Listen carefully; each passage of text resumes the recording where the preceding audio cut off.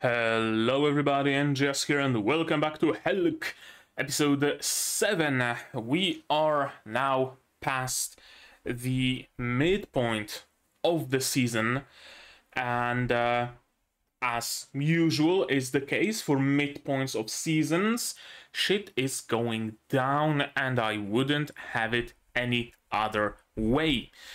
Maybe not so much on Helck's side, because he and Vermilio are still spending a very nice honeymoon on an island, feasting with the villagers and whatnot.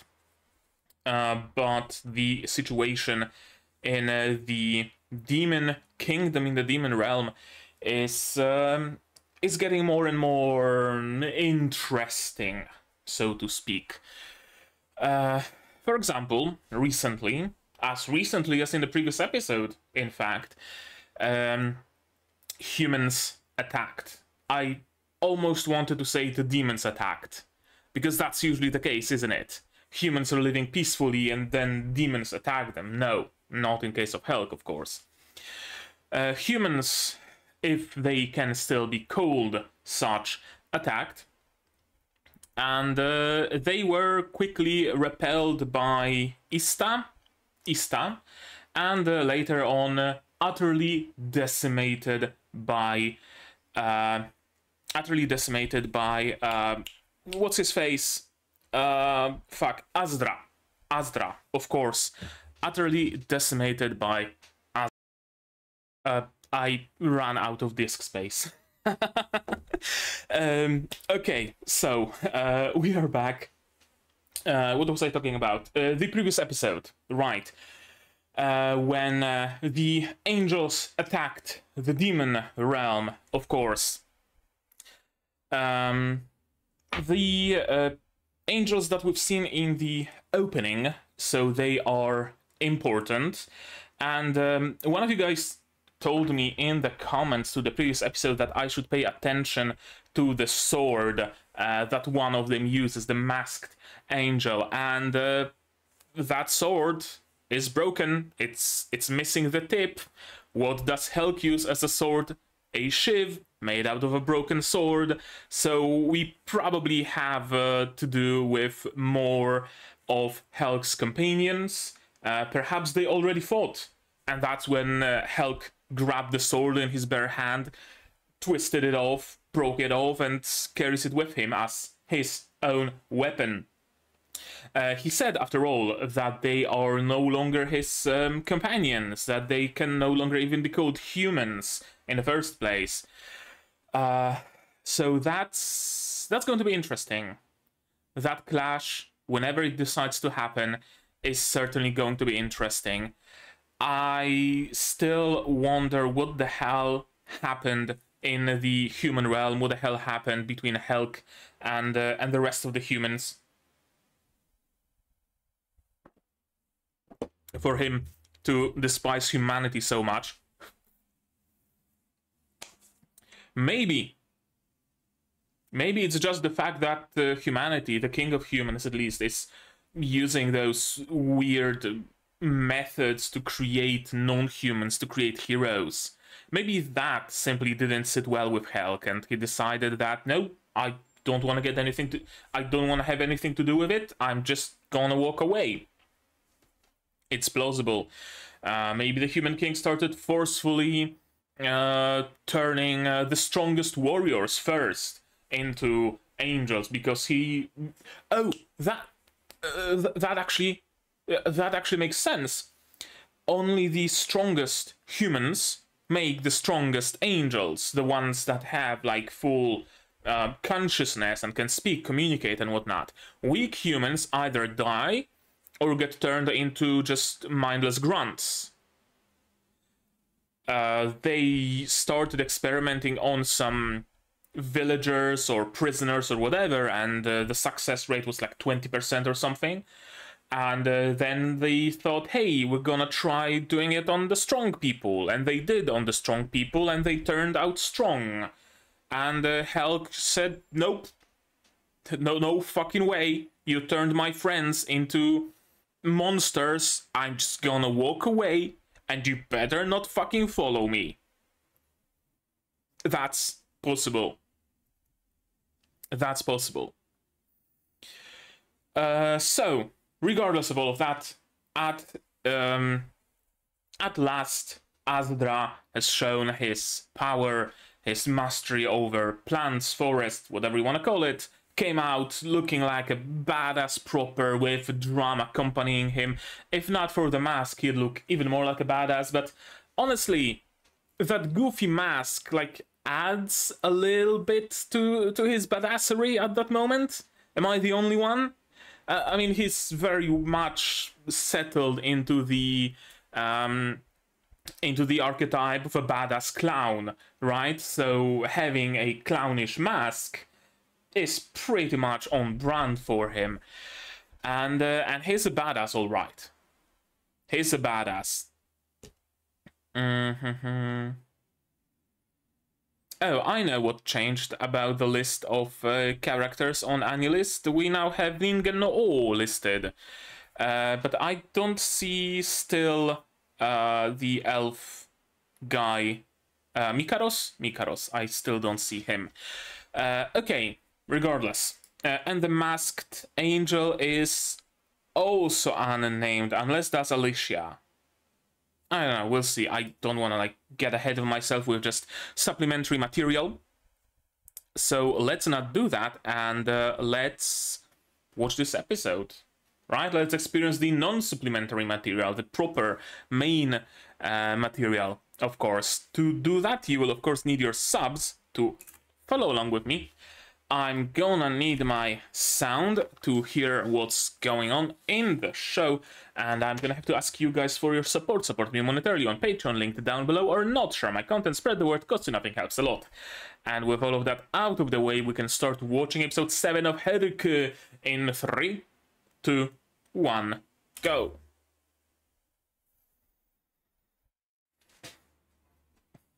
Right, last time Dragon Ball Z.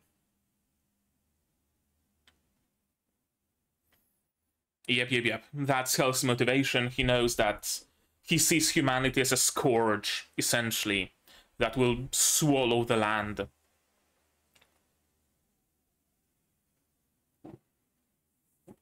This was an amazing moment. The angels just fighting Hura. Oh, is that the Demon Lord? No. Then they started fighting Asta. Oh, she must be the Demon Lord. No, Ista. Oh, that must be the Demon Lord. No. Then they've met Mikaros. Not Mikaros. Sorry. Azadra. Oh, this must be the Demon Lord. No.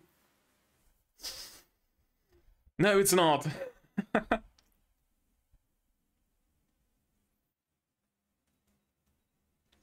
Now that I think about it, it kind of follows the usual plotline of a battle against demons, right?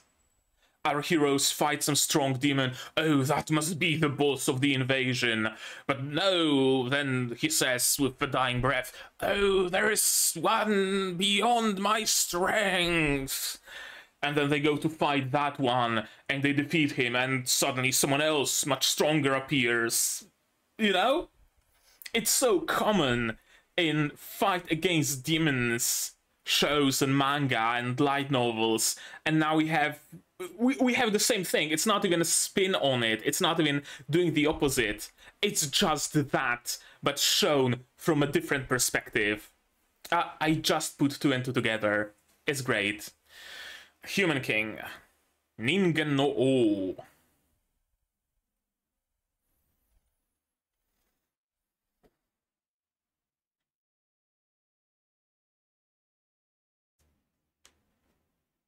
Easy.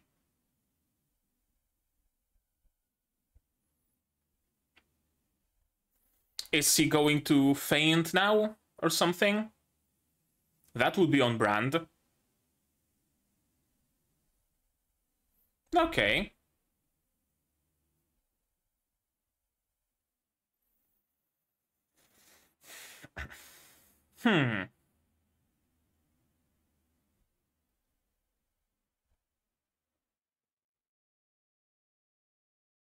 have you seen the full extent of the others' powers?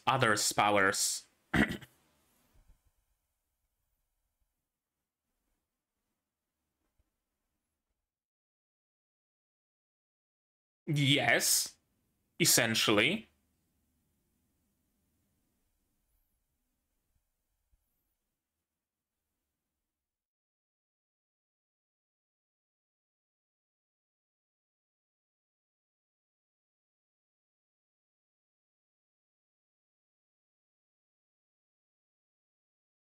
From what we've been told, being the keyword here. From what we've been told.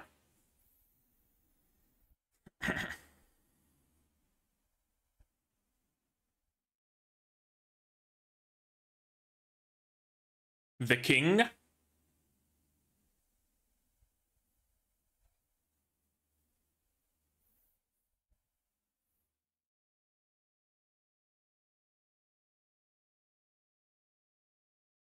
No, just a random regimen of random angels.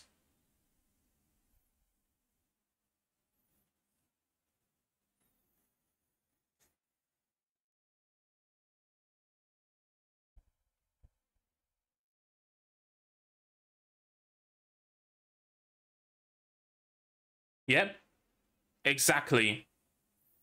To trigger some self-destruction or something.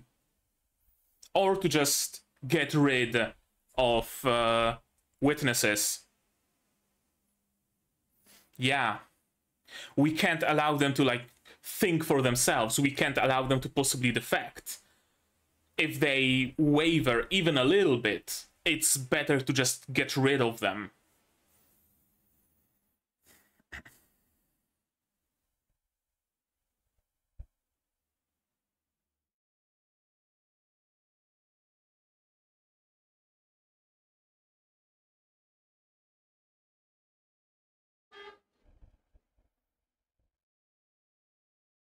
And also, I guess, oh look, the demons killed the bravest of us all. Let's avenge them.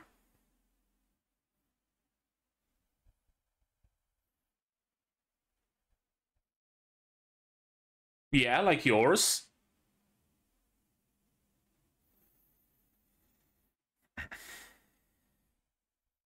You're not gonna grow if you're dead.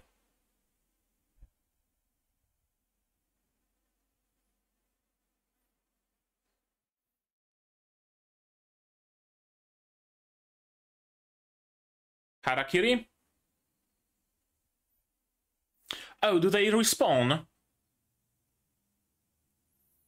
Okay, well that makes sense. That makes sense. Instead of even, like, trying to recapture them, to get them back, to save them, it's easier to just kill them, and they just respawn. Okay. Now that makes an awful lot of sense.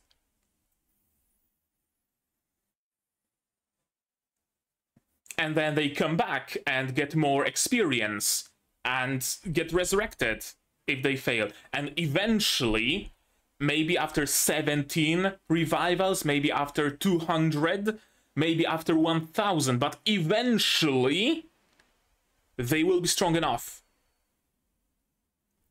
Oh, that's interesting.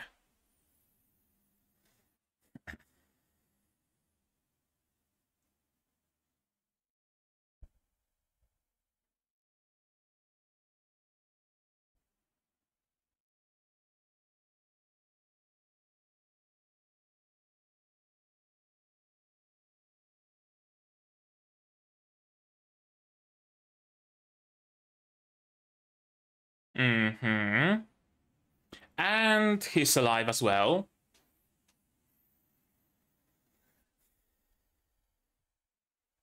How did you manage to sneak in, Asta?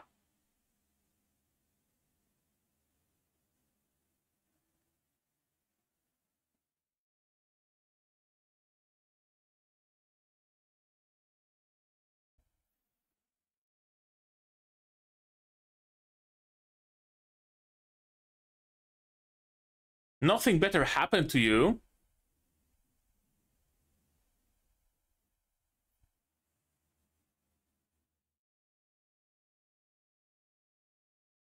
Yeah.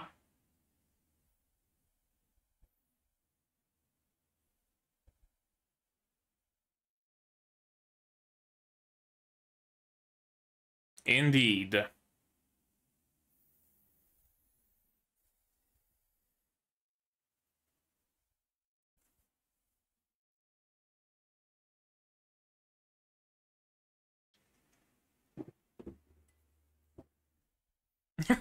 Immediately. Healing field. Okay.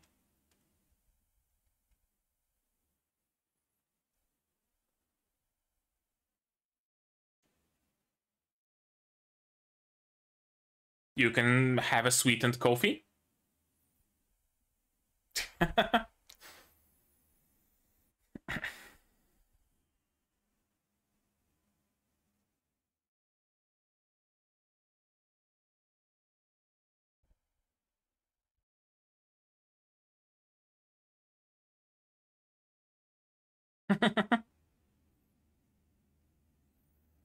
Drink your coffee.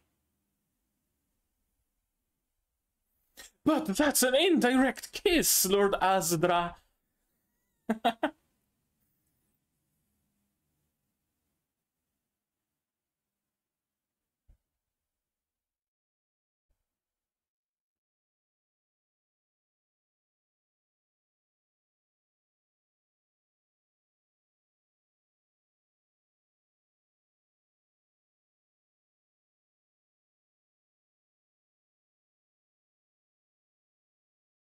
Yep. That was fast. Not even any, like, ritual necessary or anything.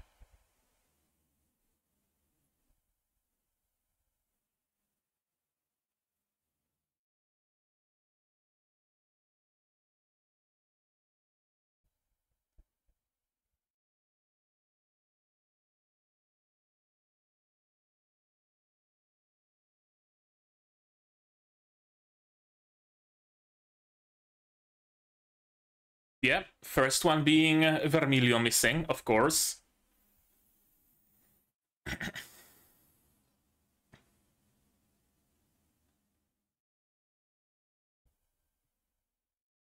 Illustrated by Rococo.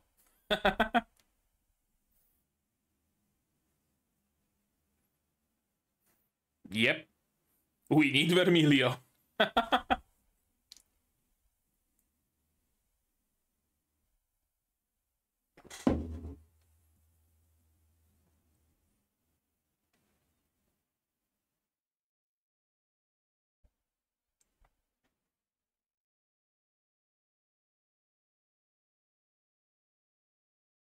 Mm-hmm.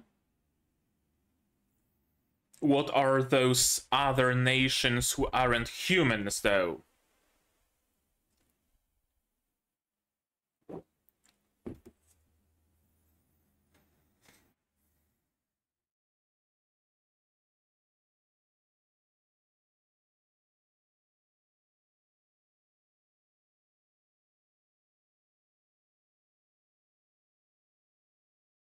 Only about the sea. What about the northern triple S rank, though, huh?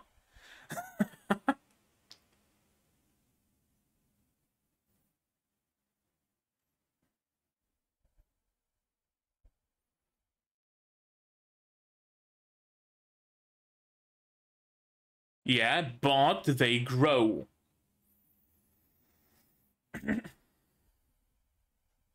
Exactly.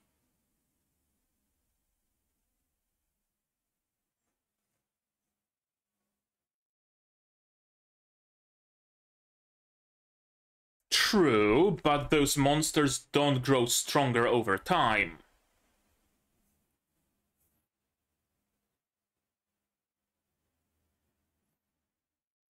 Yeah.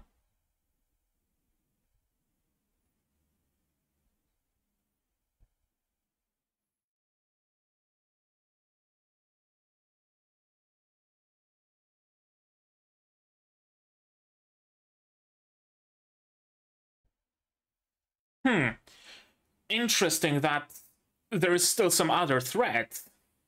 it's not just humans who are attacking them. There's still some triple S rank up north. I wonder who.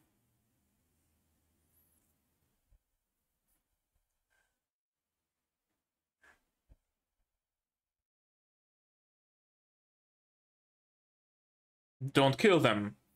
Encase them in crystal or something.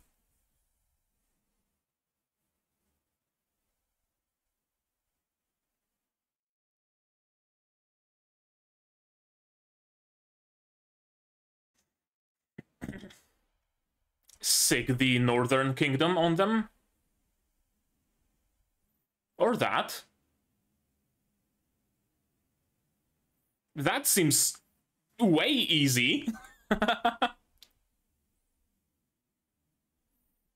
Yeah. Possibly the Human King. Cut off the head of the snake.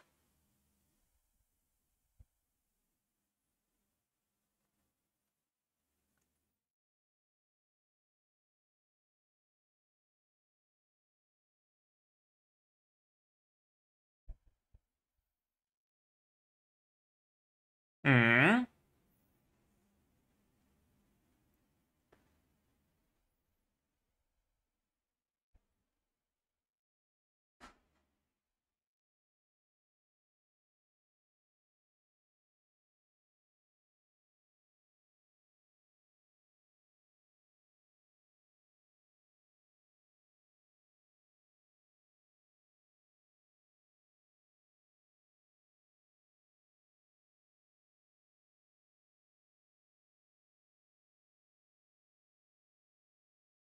Okay, yeah, that's exactly what's happening.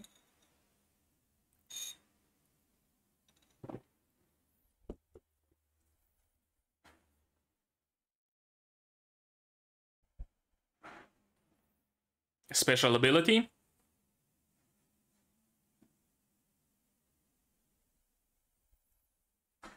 Okay.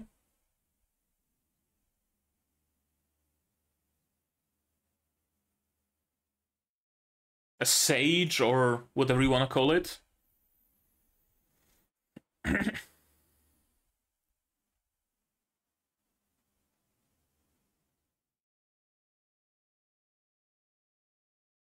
I mean, yeah. That's like legit the only thing you can do.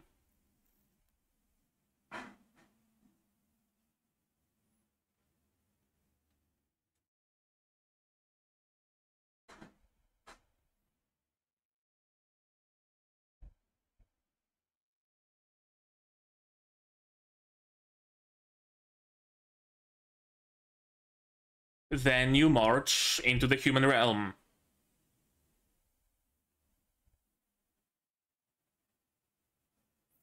Vermilio, Hura, Helck. Send them in. They will just burn a path straight towards the king. No problem.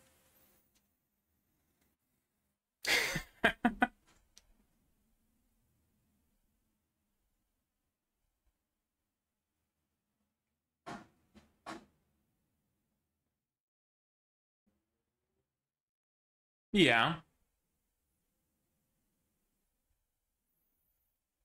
Yeah, probably not gonna happen.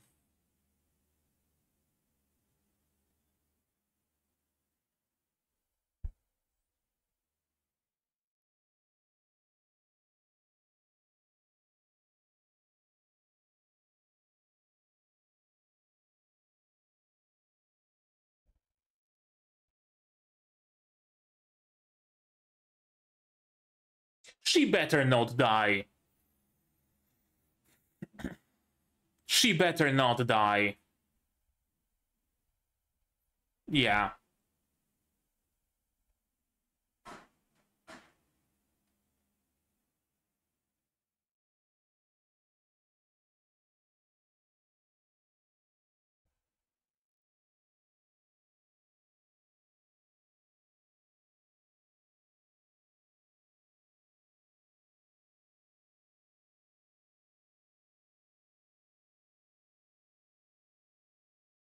We can use it to our advantage.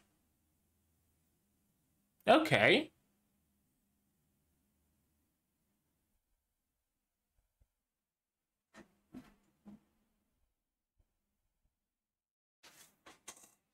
We can send information.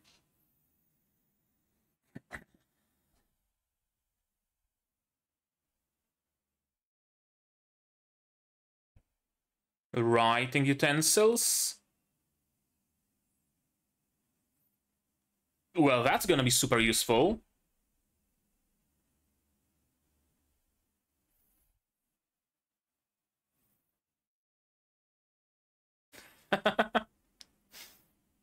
That's thoughtful.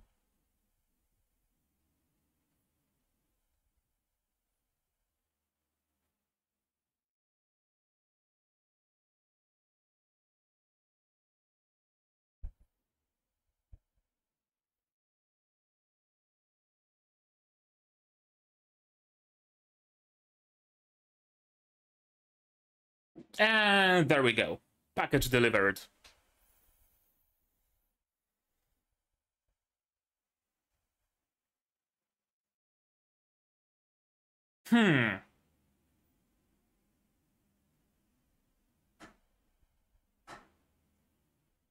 So maybe that's what happened.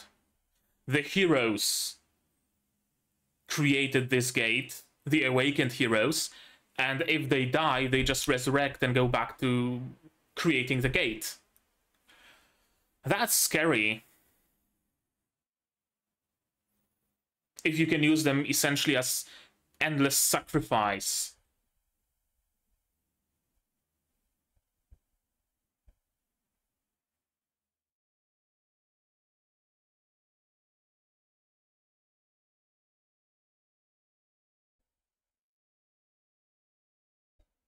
And there goes the Mikan.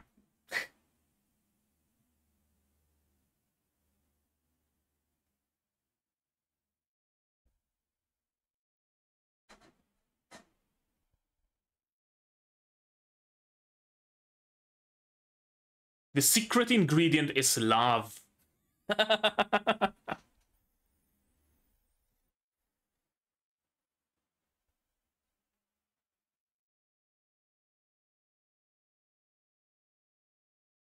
That's a nice, simple life they're living right now. You're the master of fire. Is she going to burn the letter and the twig?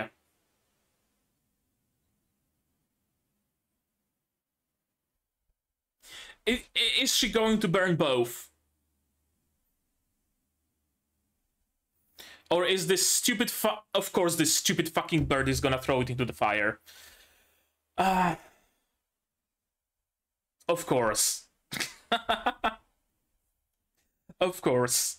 This show wouldn't have the comedy tag if things like that weren't happening.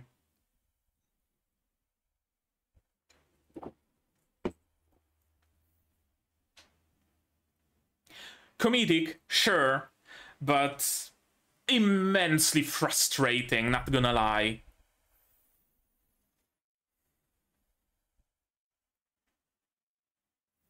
A comedy of mistakes is easily my least favorite kind of comedy, honestly.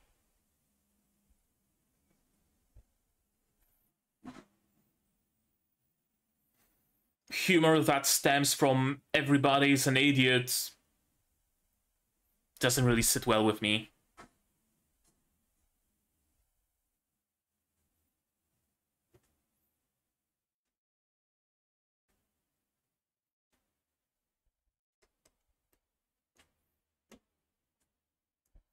That raises a question. How will they ever make it back to the demon realm? Right?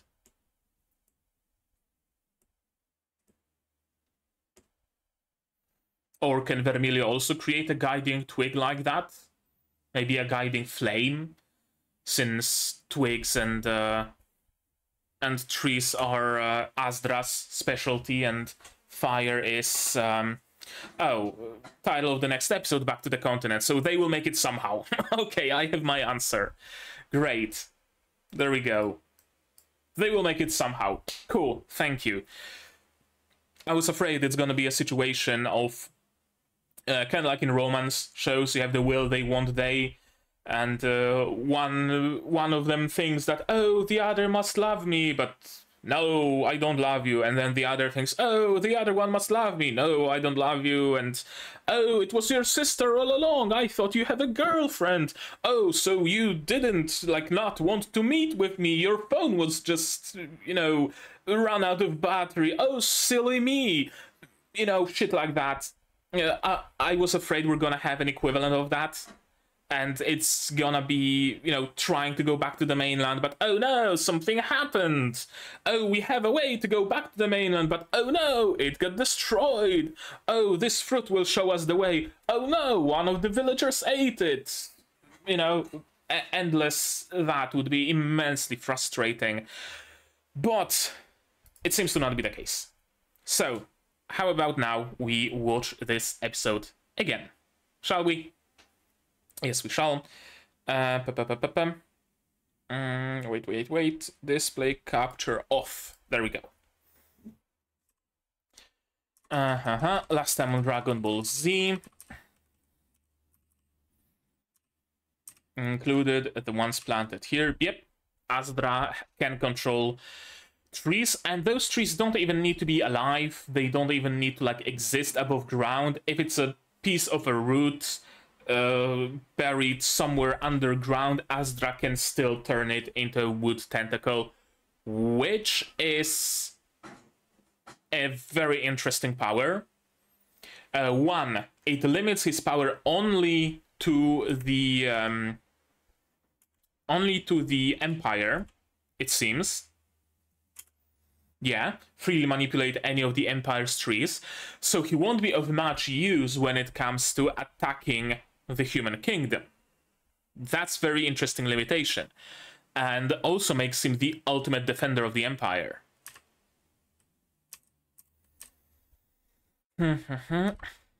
Yeah, we're just regular citizens of the Empire. The castles you attacked are just, you know, regular border castles. They aren't, like, you know, particularly big cities or anything. It's just a smidge of our empire.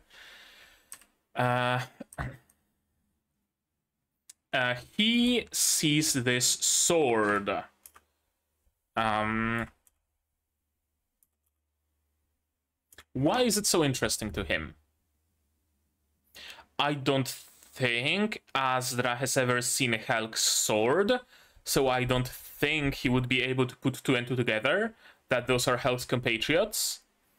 So what is it about this sword that he deems so interesting, I wonder?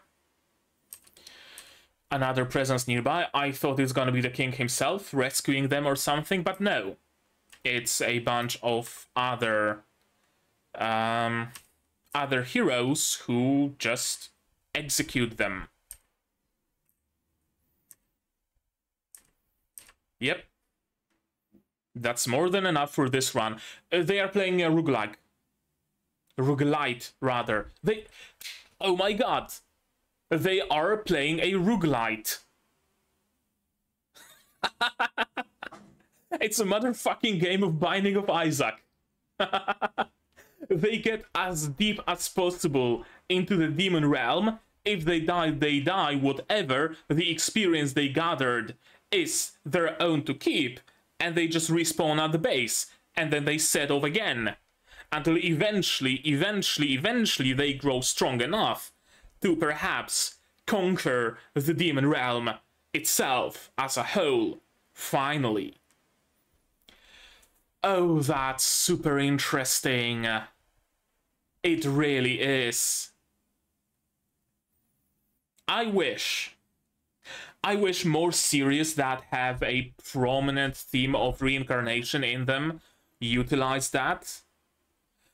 There's quite a few series, mostly like isekais or trapped in an MMO or whatever, where the main character or some other character can just resurrect, and usually it's used as a get out of jail free card. Essentially, they go against some boss in a dungeon, they get killed, they resurrect at their home, and aha, now they know what they need to prepare, now they know to train a little bit more, and then they set off for the dungeon and are able to defeat the boss. But this is actually very interesting. Get as deep into the dungeon as you possibly can, die, resurrect, go back into the dungeon, die, resurrect, go back into the dungeon. I wonder if there's a series that makes use of that. There has to be. There has to be. I guess Log Horizon is... No, Log Horizon is kind of the opposite of that, really. Although, no, not really. Because when the news of resurrection being a thing was discovered in Log Horizon, some people, I believe, immediately jumped into just being completely reckless and pushing themselves as hard as they can, and then resurrecting and going back to pushing themselves. I think there were like entire guilds built around the premise, but resurrection in Log Horizon has the significant downside of removing some of your memories, and you can't control which memories those are. So it's different. It's different, and I like it. I really, really do like it. These hero powers didn't do much to stop you from kicking our asses, indeed. But this is the key: under the pressure of an endless assault, your country might still crumble, because the assault will be endless. You cannot just get rid of all of the heroes, not even in that the king will create more, but in that they will resurrect. They will come back to the front lines. There may still be a gap in strength between us for now, but the day will come when we wield power that's far beyond any of you's come. I initially thought that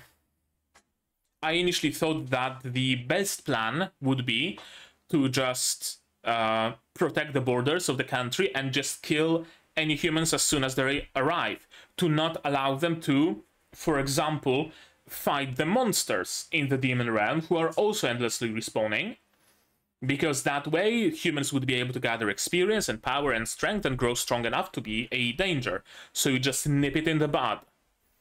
But that wouldn't work, because humans don't die. Heroes, at least, don't die. They get resurrected endlessly.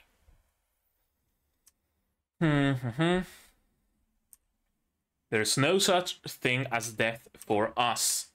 Yep, they can just resurrect. And they have the nerve to call us the monsters. Yeah, right? And they resurrect in front of Ningen no O. One thing that popped into my head, and the thing that I have to note down. The king wears a mask for a reason. 100%, there is a reason behind that. That reason might be he is Helck's brother.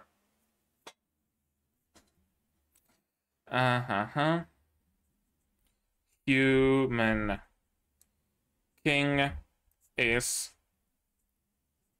Helck's brother.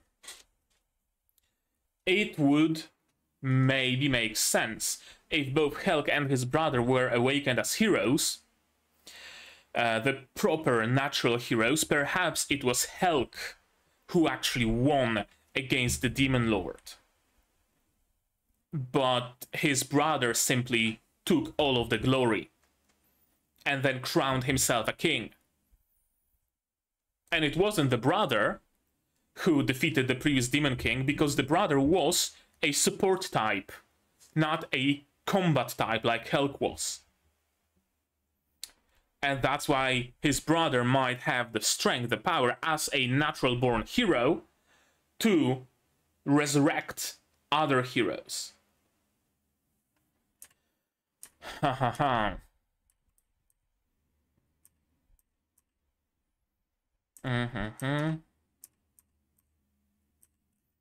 Some coffee. This is nice. This is really cool. that they have a relationship, that they know each other from, you know, somewhere before that.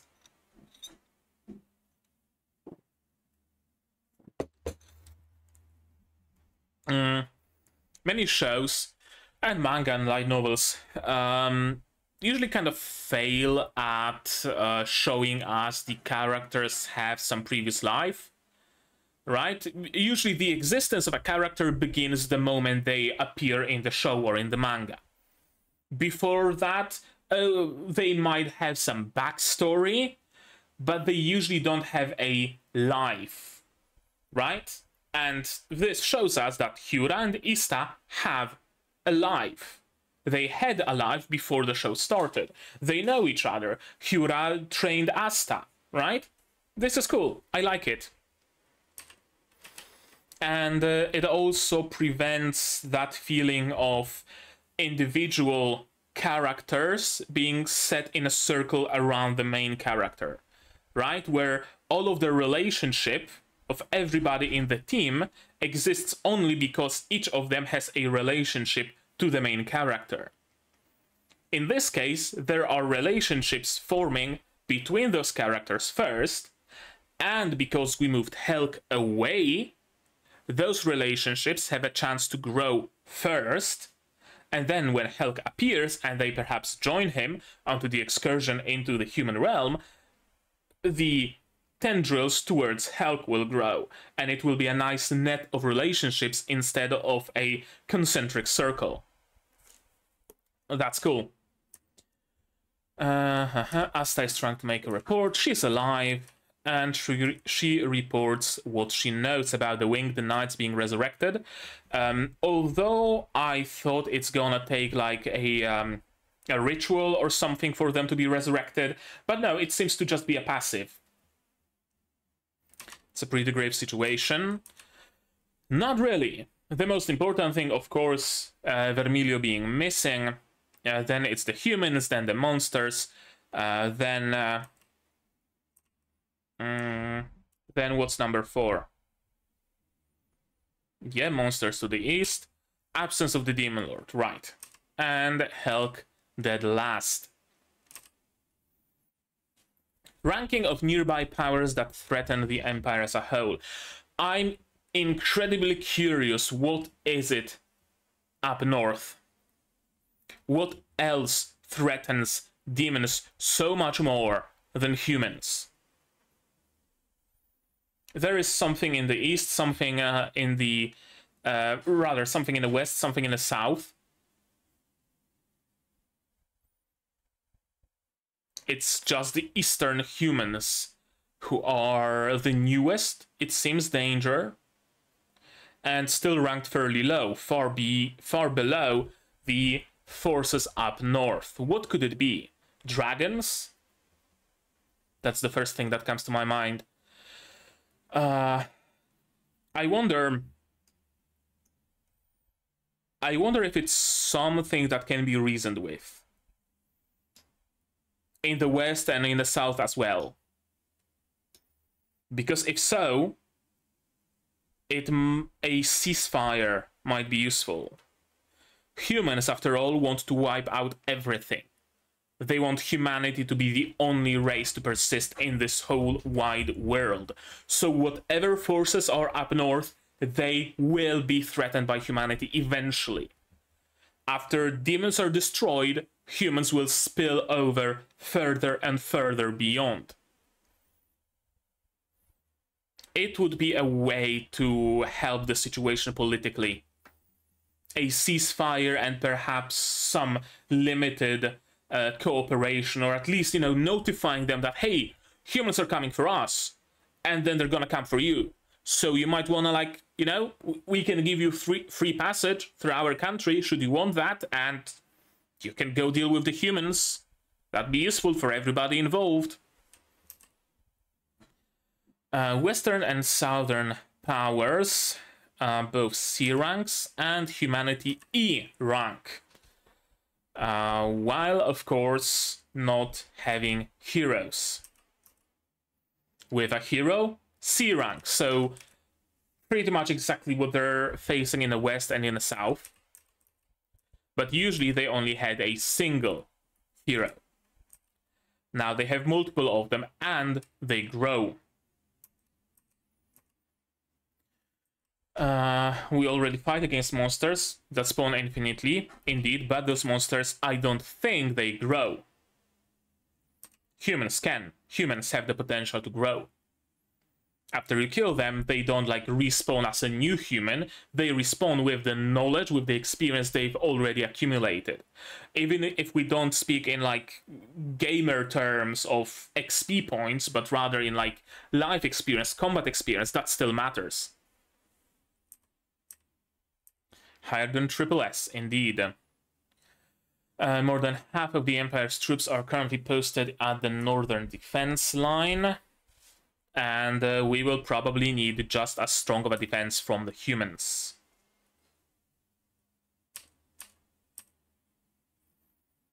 Growing stronger with each fight. Indeed, they can gather XP. Yep, cut the head of the snake. Exactly, that ability must come from somewhere. It's not inherent to them. It's not a racial trait for humans. It's not a class trait for heroes. It has to come from somewhere. Maybe it's a magic circle, in which case destroy the magic circle. Maybe it's an ancient artifact. If so, take control of that artifact. Maybe it's a super strong caster. In that case, kill the caster. It has to come from somewhere. Destroy the source of their resurrection abilities. You destroy their ability to resurrect.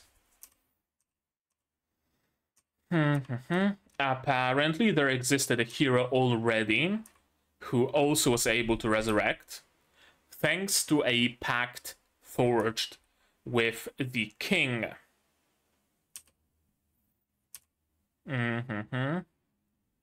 It's not something they can achieve merely by having the title of the king. They are another type of a hero. While hero is the awakened human in the combat tree, this is, let's call them a sage. A sage is an awakened human in the support tree. That's cool. I really like it, that awakened human doesn't necessarily have to be a strong combatant. Perhaps there were other awakened humans in humanity's history that weren't fighters, but they were perhaps really good rulers. Maybe they had the ability to make crops grow really good. Or maybe they had the ability to control weather, or, you know, something like that. That made them really good rulers. I like it. I really do. We just have to give it our best shot. Indeed, that's like legit your only shot. You can be on the defense, but that defense will eventually be broken.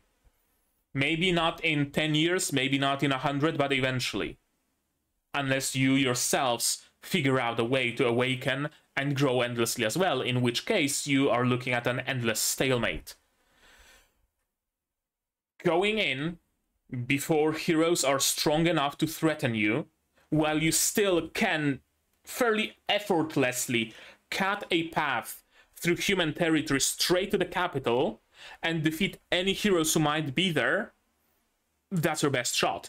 The earlier you do that, the better, because you don't give the humans the chance to grow to the point where they are unmanageable. This is legit the best plan they have. We're going to fend them off. Yep, we capture Castle Urum, we capture Castle Thor, and then we cut into the human land. I'm not really into the whole fighting thing.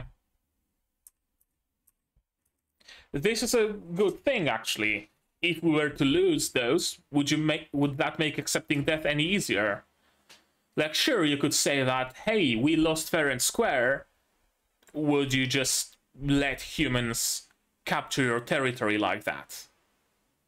And not do anything, and head for the sword because humans won a match of poker? Probably not.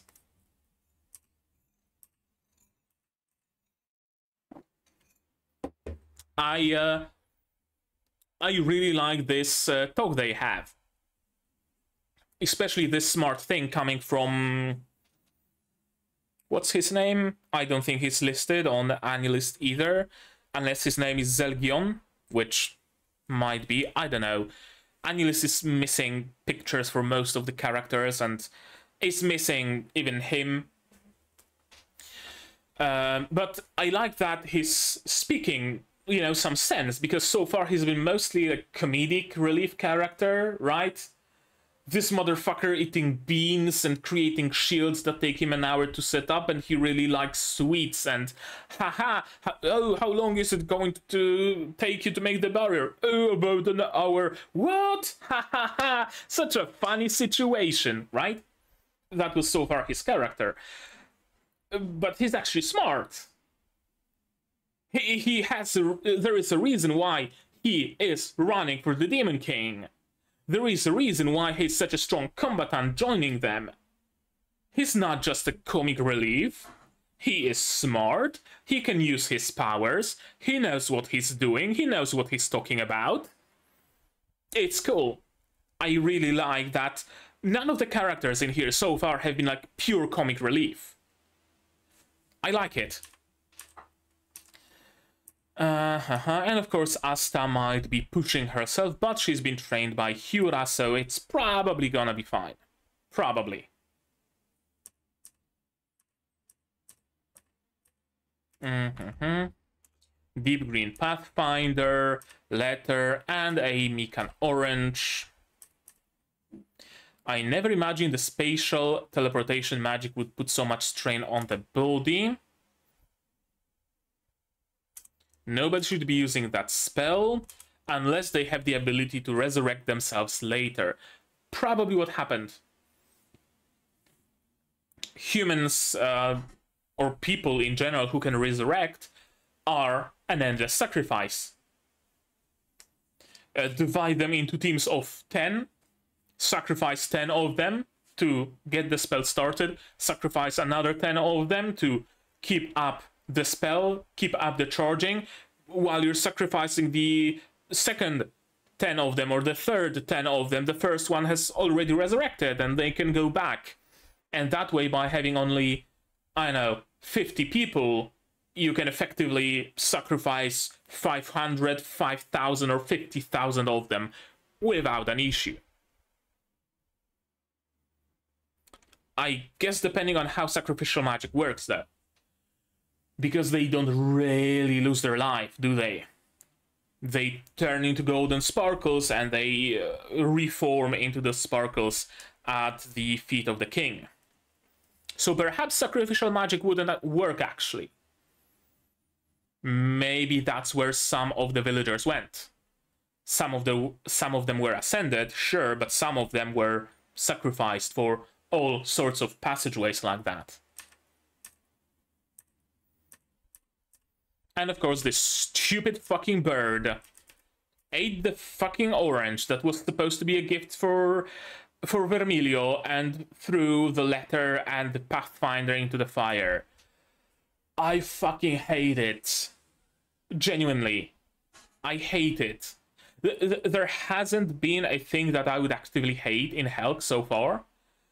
This is the kind of situation, this is the kind of comedy that I abhor. So I can't help but cringe at it. It's good that the title of the next episode is Back on the Continent, because it leads me to believe that they will manage to go back regardless. But still, I fucking hate this bird. Vermilio cooking, that's a precious sight. Her husband carrying some logs so that they can draw a bath with warm water today and building their dream house. Meanwhile, she is sitting by a campfire cooking so that he has something nice to eat after he's done working. What was that letter? I don't know. I fucking hate this bird. Okay, and the rest is spoilers. So we shall end it here, except for one thing I want to check out. Madame O is the character that appeared in this episode only. Now, what's going on? Oh, I dragged this. So I want to check out his voice actor. There we go. Where is he? Where is Madan? Oh, wait, Kenoros is listed on AniList, but isn't listed in my weird little app. Interesting. I'm gonna have to check it out.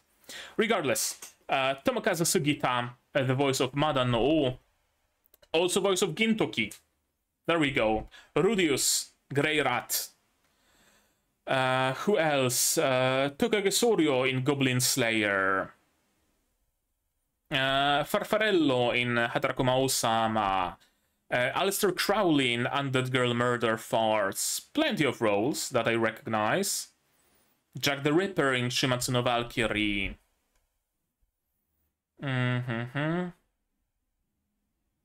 Shiro in Uzaki-chan. What the fuck is this face? Smiley in Black Rock Shooter. Okay, sure. Rudius.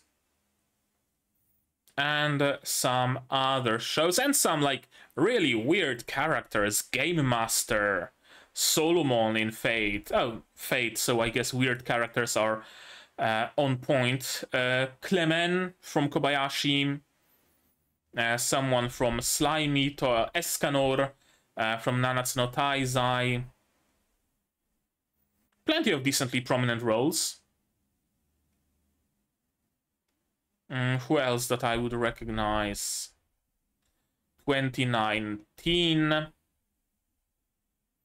2018. Oh, Maybach from Uchusenkan Tiramisu.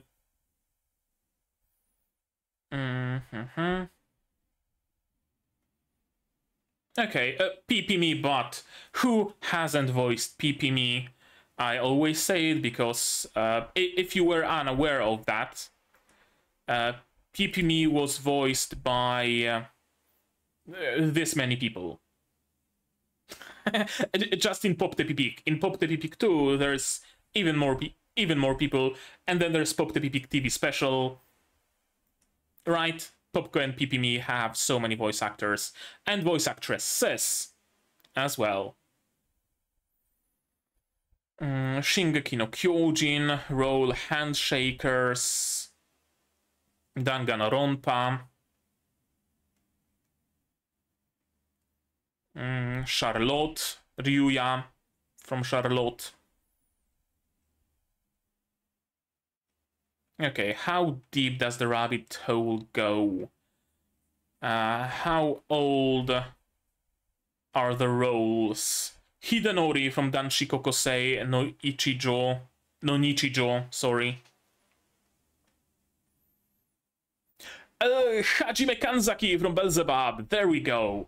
It's been a while since I've seen Beelzebub. I need to rewatch it one day. It's such an amazing show. I highly recommend. Oscar from Panty Stocking.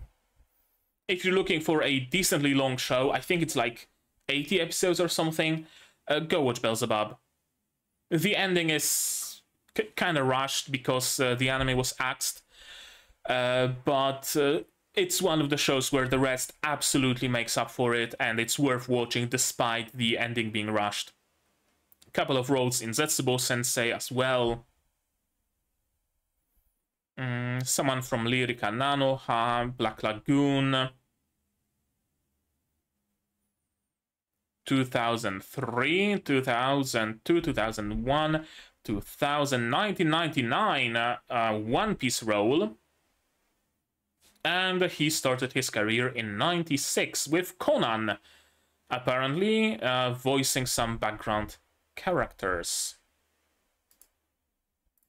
Okay.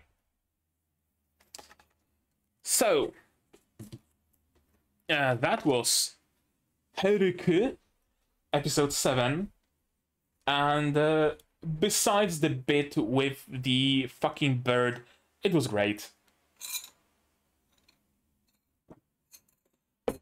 It was great, despite it feeling like nothing happened, because not much really did, honestly. Like, they spent the time at the fight scene, defeated the angels, and they stayed to talk a little bit about their plans for the future.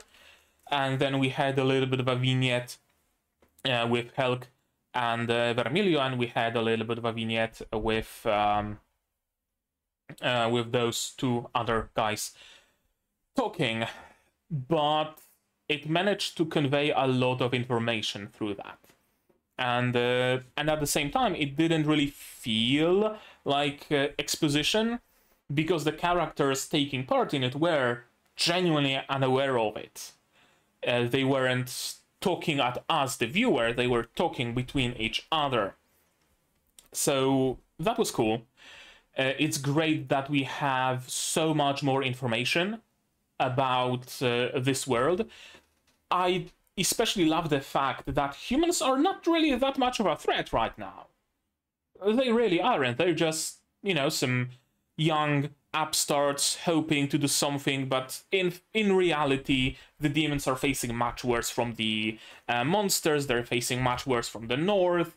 They're actually facing much worse from the east and from the south as well. So humans are just kind of like a blip on the radar, not much more. But the threat that humans pose is that they can grow. That is the threat. So right now, we still have the time to not worry about them, to just keep on keeping on, and to start building up towards the clash. And we have the ability to go deep into the human realm, kill the king, get rid of the resurrection ability, and this will bring them back down to the E rank. But something tells me it's not going to be quite that easy. Because if it was, this show wouldn't take like 2 cores. How many cores is Helck? Let's see. 24 episodes, so it's a 2-core show. So yeah, if it was this easy to get rid of the human king, it would probably close in 12 episodes. It wouldn't need much more. But it needs 24, and I assume those 24 episodes will not cover everything in the source material either. So it's probably not going to be that easy. Wouldn't surprise me if the king was again Helck's brother, so that might cause some issues. Perhaps Helck refusing to kill him, trying to reason instead. Perhaps there is some third party, some completely outside party working with the humans somehow. Perhaps it's not the king who is the source of their powers. Perhaps it's someone else hiding, because they know that someone is irreplaceable. So they've hidden them. Somewhere deep in the mountains or deep underground or wherever, and they are channeling their magic from there. Who knows? It doesn't necessarily have to be the king, does it? Then we have the matter of the spatial magic. Perhaps there is someone who can use spatial magic as well. It's not sacrificial, it's not the king doing that, but someone else entirely. That's another interesting point. This show is going to get really interesting from now on, for sure. For sure. Oh, right, and if you were wondering what I see in my little thing with characters, this is what I see, so certainly not all of them. Right. What else needs to be said? I don't think I have anything more to say. One more thing that really makes me wonder, what did Asdra see in that sword? What did he see? Is it some special sword that only elite units of human soldiers have? Or maybe it's a sword that one of the previous heroes had that Asdra remembers? I don't know. We'll see. One more thing, actually, that I forgot to mention. We learned that the magic, the pact with the king, not only allows the heroes to resurrect, but also makes them completely subservient to the king. Essentially removes their free will. I wonder if killing the king will free them from that as well. Could it be that they join forces with Helck? It's probably too idealistic of a look. It's probably not something I should expect, not something I should be, you know, setting my eyes on, but it is a possibility. I wonder how big of a possibility it is, if at all, of course. Okay, I think now that's it. I don't think I have anything more to say on the topic, but maybe you guys do. If so, say so in the comments down below. What did you think of this episode of my reaction, my theories, stuff like that? No spoilers, please. Spoilers go on the Discord here and linked down below in the description as well. Like this video if you liked it, dislike it if you didn't, but tell me why so I can improve. Subscribe to the channel to be notified of future releases, not only of Helck, but also Magia, Record, Atelier, Raiza, Undead Girl Murder, Farce, Nanatsu, Namakengashi, Haisuru, and Zom 100, and others coming at you in the future. And I also stream sometimes, so you might want to click the bell icon somewhere there to be notified of when I go live. Support the channel if you want monetarily on Patreon, linked down below, where for $10 a month you get early access to non-seasonal shows like Magia Record, and for just $1 you get a role on the Discord and a place in the credits. And if you don't want to spend any money whatsoever, share my content, spread the word, it costs you nothing and helps a lot. And with all of that out of the way, that's gonna be it from me for today. So as always, you guys do all the good stuff, and I'm gonna see you in the next one. Cheers. And here's the list of my wonderful patrons: QB without a net, Fruit, Young Guy, Jude, Dr. Scurium, MZ, Rainer, Akamancer, Marsh, Fussel, Dr. Wotigala, and Hans Peter. And you can join their ranks without the need to be subservient to a king.